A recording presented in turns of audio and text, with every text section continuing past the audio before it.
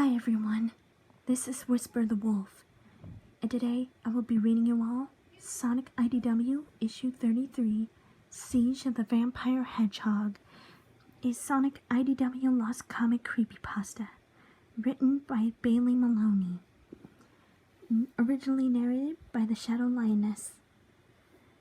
This was a sequel to Reign of the Vampire Hedgehog, that was narrated by SBO. Sonic also read Rise of the Vampire Hedgehog a little while ago, but I decided to read the third issue from the Sonic Vampire Hedgehog saga, also known as the Sonic IDW Lost Comic Creepypasta series. Shadow Lioness, thank you very much for narrating these issues so far. I hope you enjoy Fall of the Vampire Hedgehog. Now, without further ado, everyone, let's get reading.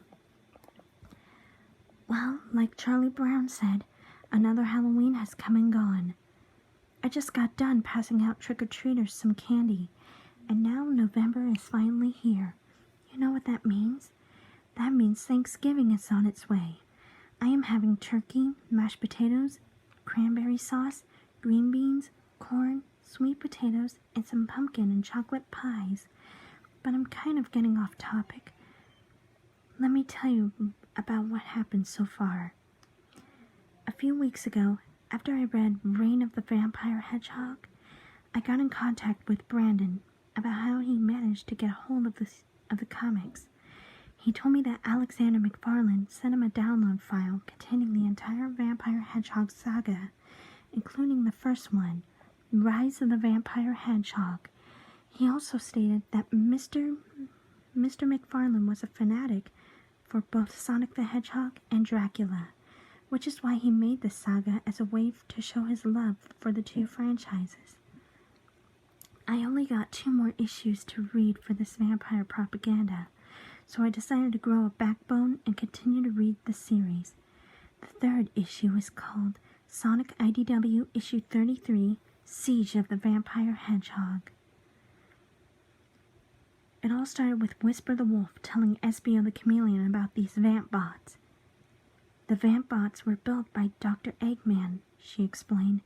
He plotted to unleash the most dangerous robots to take over the world. They were designed to look and act like vampires, as well as to drink their victims' blood. Here, let me show you. She gave him her mask. The video in my mask is networked. I snuck into Eggman's base undetected and recorded the entire thing. SVO had put on the wolf's mask. He saw Dr. Eggman with Dr. Starline, Orbot, and Cubot in the base. The doctor was about to reveal his latest project that had been covered by a sheet. Ladies and gentlemen, I present to you my latest invention, he announced as he removed the sheet from the robot. It was a vamp bot that made its appearance in the previous issue. Eek! Cubot shrieked. That's scary. What is that, Doctor? Orbot asked. I'm glad you asked, my fine minions.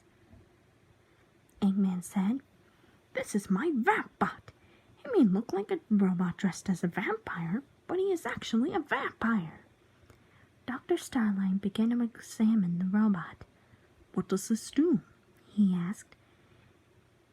He can drink the victim's blood, whether it be an anthropomorphic animal or a human, Eggman answered. It can also transform into a bat when necessary. He took out a small rabbit. Here is an example. The vampbot took the rabbit from the doctor's hand and was about to suck its blood. The comic didn't show the poor, helpless creature getting its blood sucked, thankfully. SBO's face was looking pale, as if he just either saw a ghost or witnessed a crime scene. His speech bubble looked rather shaky due to his nervousness. I can't believe it, he began. Why did Eggman do this? The metal virus didn't stop us, Whisper stated. So he was going for the big guns. We're almost at Restoration HQ, Rouge announced. We're roughly 2 miles away until we get there. Perfect. I have a plan, Shadow said. Espio asked, what are you talking about? We'll explain once we get to Restoration HQ, the ultimate life form answered. Once they got there, Shadow asked Espio and Whisper to come with him to the kitchen, where they were greeted by Tangle the Lemur and Vanilla the Rabbit, Cream's mother. Tangle was really happy to see Whisper again. Hey, Whisper, I'm so happy you're here, she said. She hugged the wolf, but remembered that she preferred personal space. Oops, my bad. But Whisper gave Tangle a hug. It's okay, Tangle, she said. I'm getting used to it already. I was surprised that Whisper was more social. She wasn't like this in the earlier issues. Yeah, that's true. Anyway, Vanilla told the rest of the gang that they were making garlic milkshakes.